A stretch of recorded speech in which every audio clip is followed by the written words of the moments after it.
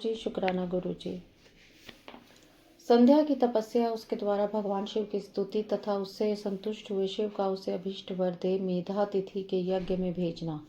ब्रह्मा जी कहते हैं, मेरे पुत्रों में श्रेष्ठ महाप्राज्ञ नारद तपस्या के नियम का उपदेश दे। जब वशिष्ठ जी अपने घर चले गए तब के उस विधान को समझकर संध्या मन ही मन बहुत प्रसन्न हुई। फिर तो वह सानंद मन से तपस्विनी के योग्य वेश बनाकर बृहल्लोहित सरोवर के तट पर ही तपस्या करने लगी। वशिष्ठ जी ने तपस्या के लिए जिस मंत्र को साधन बताया था, उसी से उत्तम भक्ति भाव के साथ वह भगवान शंकर की आराधना करने लगी। उसने भगवान शिव में अपने चित्त को लगा लिया और एकाग्र मन से वह बड़ी भारी तपस्या करने लगी। उस तपस्या में लगे हुए उसके 4 युग व्यतीत हो गए। तब भगवान शिव उसकी तपस्या से संतुष्ट हो बड़े प्रसन्न हुए और बाहर भीतर और आकाश में अपने स्वरूप का दर्शन कराकर जिस रूप का वह चिंतन करती थी, उसी रूप में उसकी आंखों के सामने प्रकट हो गए। उसने मन में जिनका चिंतन किया था, उन्हीं प्रभु शंकर को अपने सामने खड़ा देख वह अत्यंत आनंद में निमग्न हो गई। भगवान का मुख अरविंद बड़ा प्रसन्न दिखाई देता था। उनके स्वरूप से शांति बरस रही थी। वह सहसा भयभीत हो सोचने लगी, क्या मैं भगवान हर से क्या कहूँ, किस तरह इनकी स्तुति करूँ। इसी चिंता में पड़कर उसने अपने दोनों नेत्र बंद कर लिए। नेत्र बंद कर लेने पर भगवान शिव ने उनके हृदय में प्रवेश करके उसे दिव्य ज्ञान दिया, दिव्य वाणी और दिव्य दृष्टि प्रदान की। जब उसे दिव्य ज्ञान, दिव्य दृष्टि और दिव्य वाणी प्राप्त हो गई, तब वह कठिनाई से ज्ञात होने वाले जगदीश्वर शिव को प्रत्यक्ष देखकर उनकी स्तुति करने लगी। संध्या बोली, जो निराकार है और परम ज्ञान गम्य है, जो न स्थूल है न सूक्ष्म है, जो न उच्च है और ना ही उच्च ही है, तथा जिनके स्वरूप का योगी जन अपने हृदय के भीतर चिंतन करते हैं, उन्हीं लोक सृष्टा अब भगवान शिव को नमस्कार है, जिन्हें शर्व कहते हैं। जो शांत स्वरूप, निर्मल, निर्विकार और ज्ञान गम्य है, जो अपने ही प्रकाश में स्थित हो प्रकाशित होते हैं, जिनमें विकार का अत्यंत अभाव है, जो आकाश मार्ग की भांति निर्गुण निराकार बताए गए हैं, तथा जिनका रूप अज्ञान अंधकार मार्ग से सर्वथा परे है, उन नित्य प्रसन्न आप भगवान शिव को मैं प्रणाम करती हूँ, जिनका रूप एक अद्वितीय, शुद्ध, बिना माया के प्रकाशमान, सच्चिदानंदमय, सहज, निर्विकार, नित्यानंद में सत्य ऐश्वर्य से युक्त, प्रसन्न तथा लक्ष्मी को देने वाला है। उन आप भगवान शिव को नमस्कार है, जिनके स्वरूप के ज्ञान से उद्वाना होती की जा सकती है, जो इस जगत के सर्वथा भिन्न है एवं सत्व प्रधान, ध्यान के योग्य, आत्म स्वरूप, सारभूत, सबको पार लगाने वाले तथा पवित्र वस्तुओं में भी परम पवित्र हैं।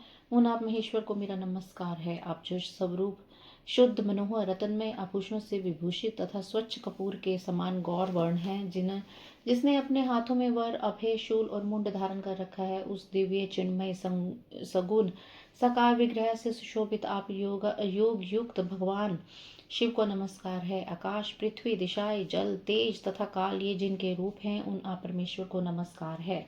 प्रधान अर्थात प्रकृति और पुरुष, जिनके शरीर रूप से प्रकट हुए हैं, अर्थात वेद दोनों जिनके शरीर हैं, इसलिए जिनका यथार्थ रूप अव्यक्त अर्थात बुद्धि आदि से परे है, उन भगवान शंकर को बारंबार नमस्कार है।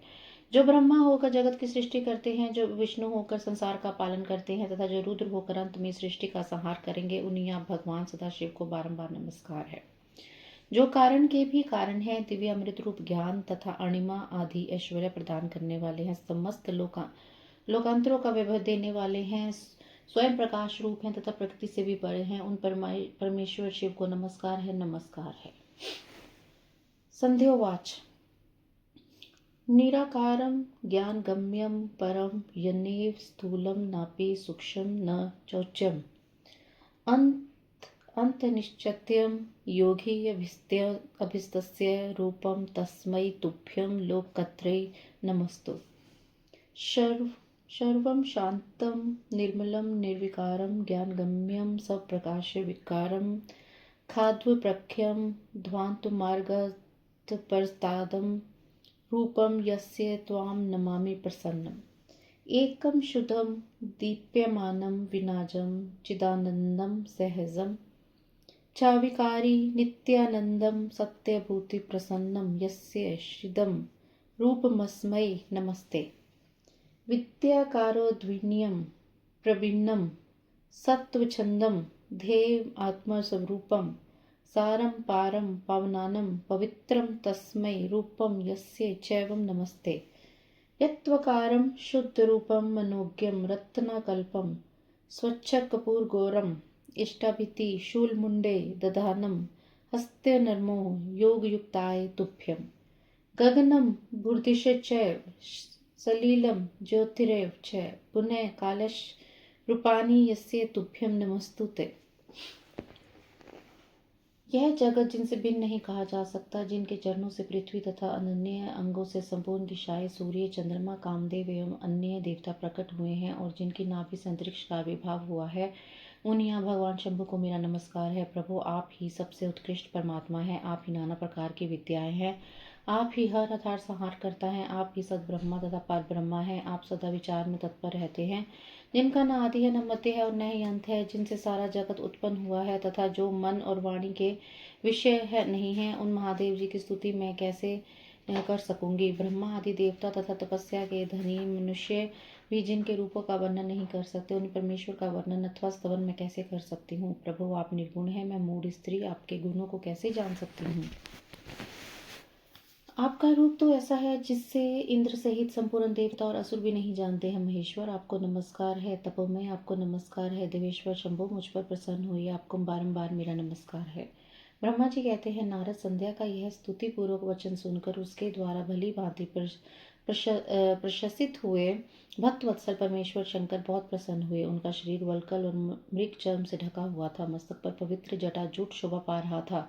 उस समय पाले के मारे हुए कमल के समान उसके कुमलाए हुए मुंह को देखकर भगवान हर दया से द्रवित हो उससे इस प्रकार बोले। महेश्वर ने कहा, भद्रे, मैं तुम्हारी इस उत्तम तपस्या से प्रसन्न हूँ। शुद्ध बुद्धि वाली देवी, तुम्हारे इस स्तवन से भी मुझे बहुत संतोष प्राप्त हुआ है। अतः इस समय अपनी इच्छा के अनुसार कोई वर मांगो।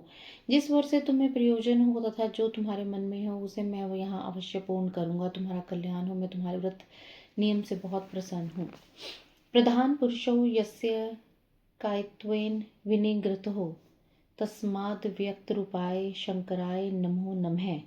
यो ब्रह्मा कुरुते सृष्टिम यो विष्णु कुरुते स्थितिम संहरिष्यति यो रुद्रस्तमे तुभ्यम नमो नमः। नमो नमः कारण कारणाय दिव्यामृत ज्ञान विभूतिदाय समस्त लोकांतरभूतदाय प्रकाश रूपाय परात्पराय यस्य परम नो जगदुच्यते पदात् क्षितिदृशय सूर्य इंदुमनोजय बहे मूर्खः नाभिस्त अंतरिक्षम तस्मै तुभं शंभवे मे नमोस्तु। त्वं परः परमात्मा च त्वं विद्या विविधा हरः सद्ब्रह्मा च परम ब्रह्मा विचारन परायणः यस्य नार्तिने मध्यम च नान्तमस्तः जगतः कथं स्तोष्यामि त देवं असगोचरम्। यस्य ब्रह्मादयो देवाः मुनीश्च तपोधनः न विप्रवन्ति रूपाणि वर्णिः कथं स मे। स्त्रिया मयते की जय निर्घनस्य गुणे प्रभो नैव जनन्ति यद्य रूपं सेन्द्रा अपि सुरसरः। नमस्तुभ्यं महेशा नमस्तुभ्यं तपोमहे प्रसीद शंभो देवेश भूयो भूयो नमस्तुते।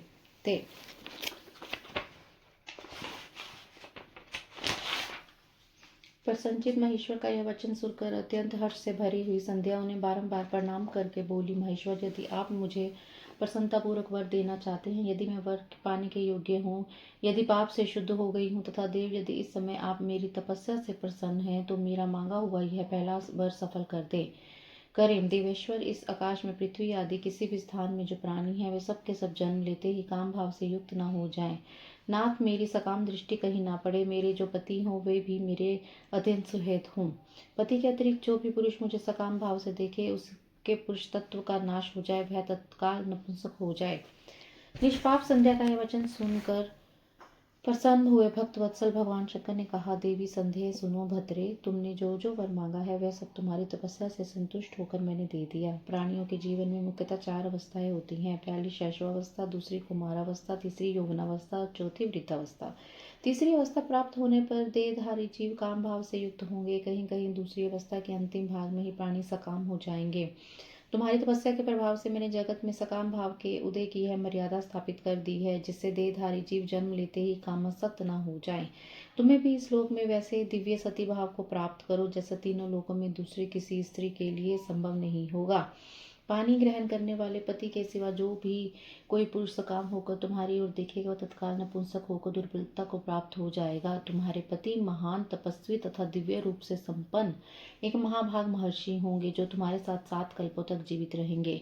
तुमने मुझसे जो जो वर मांगे थे वे सब मैंने पूर्ण कर दिए। अब मैं तुमसे दूसरी बात कहूंगा जो पूर्ण जन्म से संबंध रखती है।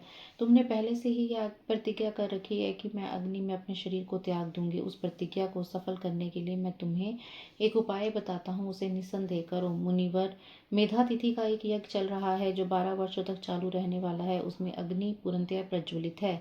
तुम बिना विलंब किए उस अग्नि में अपने शरीर का उत्सर्ग कर दो। इसी पर्वत की उपत्यका में चंद्रभागा नदी के तट पर तापसाश्रम में मुनिवर मेधा तिथि महायज्ञ का अनुष्ठान करते हैं। तुम स्वच्छंदता पूर्वक वहां जाओ। मुनि तुम्हें वहां देख नहीं सकेंगे। मेरी कृपा से तुम मुनि की अग्नि से प्रकट हुई पुत्री होगी। तुम्हारे मन में जिस किसी स्वामी को प्राप्त करने की इच्छा हो उसे हृदय में धारण कर उसी का चिंतन करते हुए तुम अपने शरीर को उस यज्ञ की अग्नि में होम कर दो।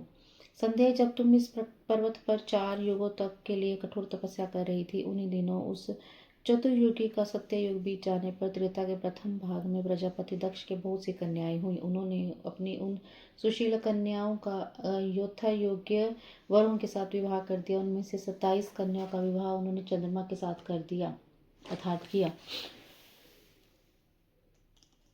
चंद्रमा अन्य सभी पत्नियों को छोड़कर केवल रोहिणी से प्रेम करने लगे। इसी कारण क्रोध से भरे हुए दक्ष ने जब चंद्रमा को शाप दे दिया तब समस्त देवता तुम्हारे पास आए। परंतु संध्या, तुम्हारा मन तो मुझ में लगा हुआ था, अतः तुमने ब्रह्मा जी के साथ आए हुए देवताओं पर दृष्टिपात ही नहीं किया। तब ब्रह्मा जी ने आकाश की ओर देखकर और चंद्रमा उन्हें अपने स्वरूप को प्राप्त करे यह उद्देश्य मन में रखकर उन्हें शाप से छुड़ाने के लिए एक नदी की सृष्टि की जो चंद्र या चंद्रभागा नदी के नाम से विख्यात हुई। चंद्रभागा के काल में ही महर्षि मेधातिथि यहाँ उपस्थित हुए थे। तपस्या के द्वारा उनकी समानता करने वाला न तो कोई हुआ है, न ही होगा। उन महर्षि ने महान विधि विधान के साथ दीर्घ काल तक चलने वाले ज्योतिष्ठ होम नामक यज्ञ का आरंभ किया। उसमें अग्निदेव पूर्ण रूप से प्रज्वलित हो रहे हैं। उसी आग में तुम अपने शरीर को डाल दो, परम पवित्र हो जाओ। ऐसा करने से इस समय तुम्हारी वह प्रतिज्ञा पूर्ण हो जाएगी। इस प्रकार संध्या को उसके हित का उपदेश देकर देवेश्वर भगवान शिव वही अंतर ध्यान हो गए। जय गुरु जी, शुक्राना गुरु जी।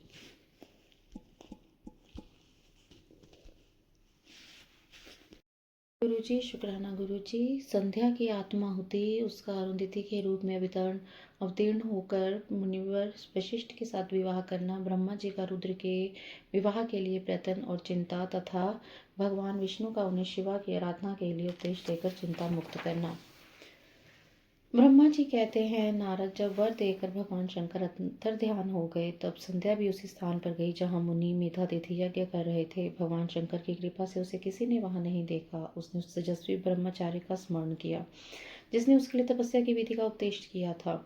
महामुनि, पूर्व काल में महर्षि वशिष्ठ ने मुझ परमेष्टि की आज्ञा से एक तेजस्वी ब्रह्मचारी का वेश धारण करके उसे तपस्या करने के लिए उपयोगी नियमों का उपदेश दिया था। संध्या अपने को तपस्या का उपदेश देने वाले उन्हीं ब्रह्मचारी ब्राह्मण वशिष्ठ को पति रूप में मन में रखकर उस महायज्ञ में प्रज्वलित अग्नि के समीप गई। उस समय भगवान शंकर की कृपा से मुनियों ने उसे नहीं देखा। ब्रह्मा जी की वह पुत्री बड़े हर्ष के साथ उस अग्नि में प्रविष्ट हो गई। उसका पुरुडोष में शरीर तत्काल दग्ध हो गया। उस पुरुडोष की अलिक्षित गंध सब और फैल गई। अग्नि ने भगवान शंकर की आज्ञा से उसके स्वर्ण जैसे शरीर को जलाकर शुद्ध करके पुनः सूर्य मंडल में पहुंचा दिया। तब सूर्य ने पितरों और देवताओं की तृप्ति के लिए उसे 2 भागों में विभक्त करके अपने रथ में स्थापित किया। मुनीश्वर, उसके शरीर का ऊपरी भाग प्रातः संध्या हुआ जो दिन और रात के बीच में पड़ने वाली आधी संध्या है, तथा उसके शरीर का शेष भाग साय संध्या हुआ जो दिन और रात के मध्य होने वाली अंतिम संध्या है। साय संध्या सदा ही पितरों को प्रसन्नता प्रदान करने वाली होती है। सूर्योदय से पहले जब अरुणोदय हो, प्राची के क्षितिज में लाली छा जाए, तब प्रातः संध्या प्रकट होती है जो देवताओं को प्रसन्न करने वाली है। जब लाल कमल के समान सूर्य अस्त हो जाते हैं, उसी समय सदा साय संध्या का उदय होता है जो पितरों को आनंद प्रदान करने वाली है। परम दयालु भगवान शिव ने उसके मन सहित प्राणों को दिव्य शरीर से युक्त देहधारी बना दिया। जब मुनि के यज्ञ की समाप्ति का अवसर आया तब वह अग्नि की ज्वाला में महर्षि मेधातिथि को तपाए हुए स्वर्ण की सी कांति वाली पुत्री के रूप में प्राप्त हुई।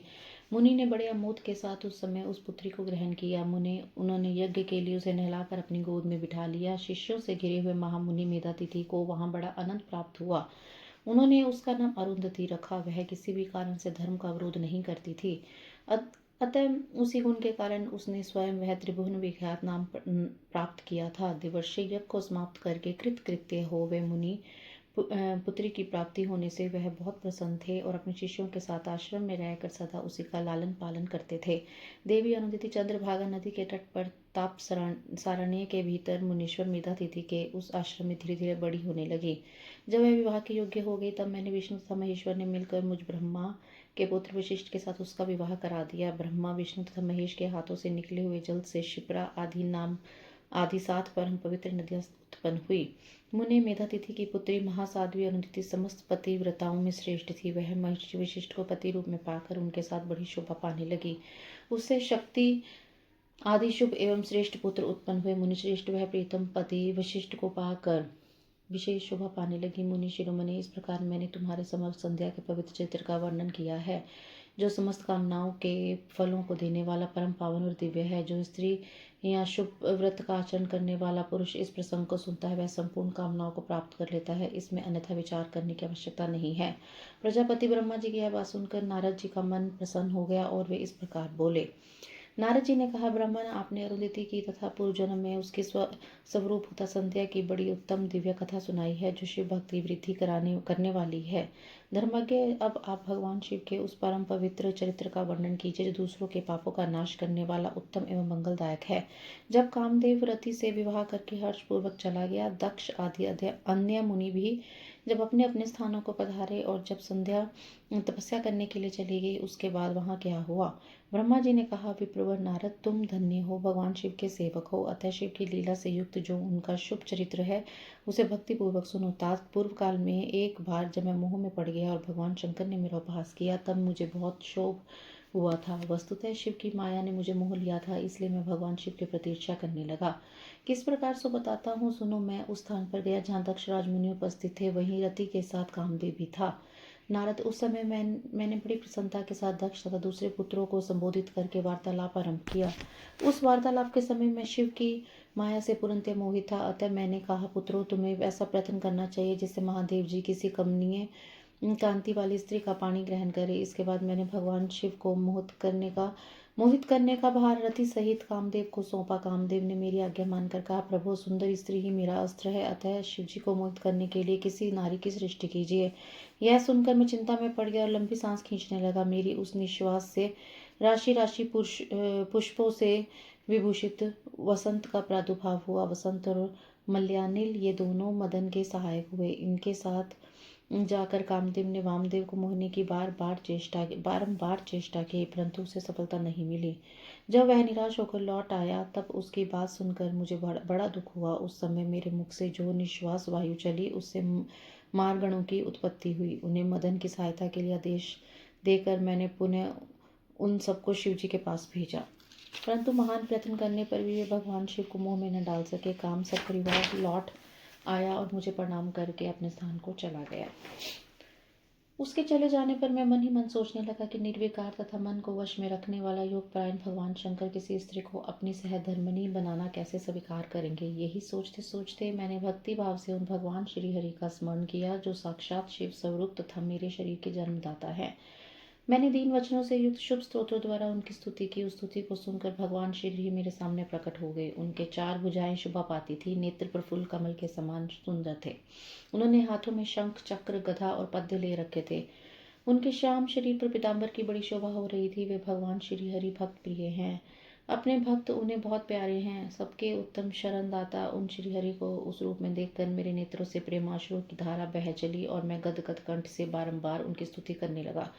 मैंने उस स्तोत्र को सुनकर अपने भक्तों के दुख दूर करने वाले भगवान विष्णु बहुत प्रसन्न हुए और शरण में आए हुए मुझ ब्रह्मा से बोले, महाप्राज्ञ विधाता लोक सृष्टा ब्राह्मण, तुम धन्य हो।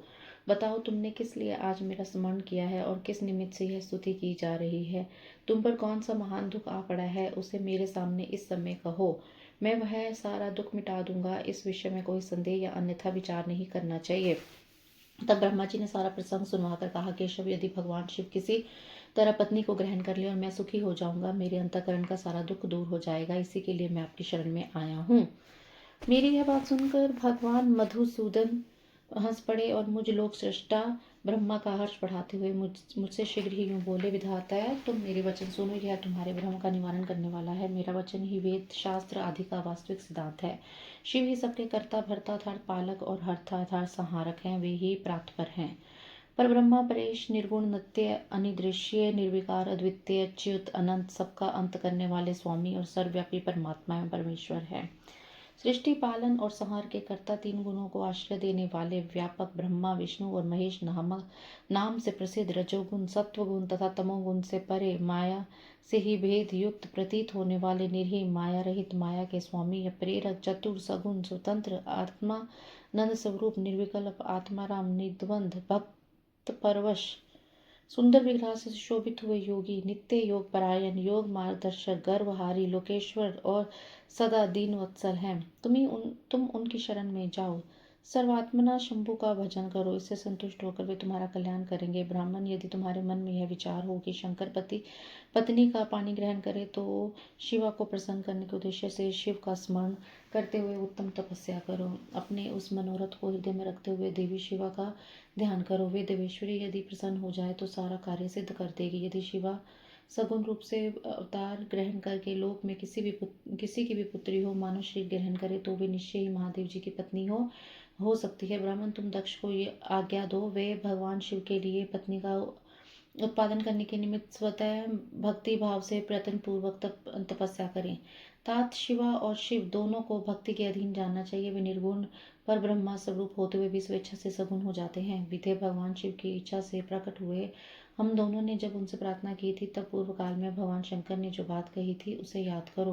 ब्राह्मण, अपनी शक्ति से सुंदर लीला विहार करने वाले निर्गुण शिव ने स्वेच्छा से सगुण होकर मुझको और तुमको प्रकट करने के पश्चात तुम्हें तो सृष्टि कार्य का करने का आदेश दिया है और उमा सहित उन अविनाशी सृष्टिकर्ता प्रभु ने मुझे उस सृष्टि के पालन का कार्य सौंपा है। फिर नाना लीला विशारद उन दयालु स्वामी ने हंसकर आकाश की ओर देखते हुए बड़े प्रेम से कहा, विष्णु, मेरा उत्कृष्ट रूप इन विधाता के अंग से इस लोक में प्रकट होगा, जिसका नाम रुद्र होगा। रुद्र का रूप ऐसा होगा जैसा मेरा है। वह मेरा पूर्ण रूप होगा। तुम दोनों को सदा उसकी पूजा करनी चाहिए। वह तुम दोनों के संपूर्ण मनोरथों की सिद्धि कराने वाला होगा।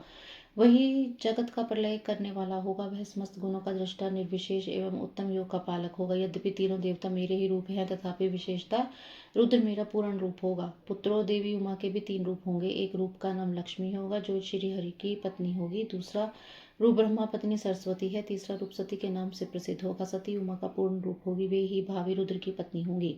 ऐसा कहकर भगवान महेश्वर हम पर कृपा करने के पश्चात वहां से अंतर्ध्यान हो गए और हम दोनों सुखपूर्वक अपने कार्य में लग गए। ब्राह्मण, समय पाकर मैं और तुम दोनों पत्नीक हो गए और साक्षात भगवान शंकर रुद्र नाम से अवतीर्ण हुए। वे इस समय कैलाश पर्वत पर निवास करते हैं। ब्रजेश्वर, जब अब शिवा भी सती नाम से अवतीर्ण होने वाली है, अतः तुम्हें उनके उत्पादन के लिए यत्न करना चाहिए। ऐसा कहकर मुझ पर भगवान विष्णु अंतर्ध्यान हो गए और मुझे उनकी बातें सुनकर बड़ा आनंद प्राप्त हुआ।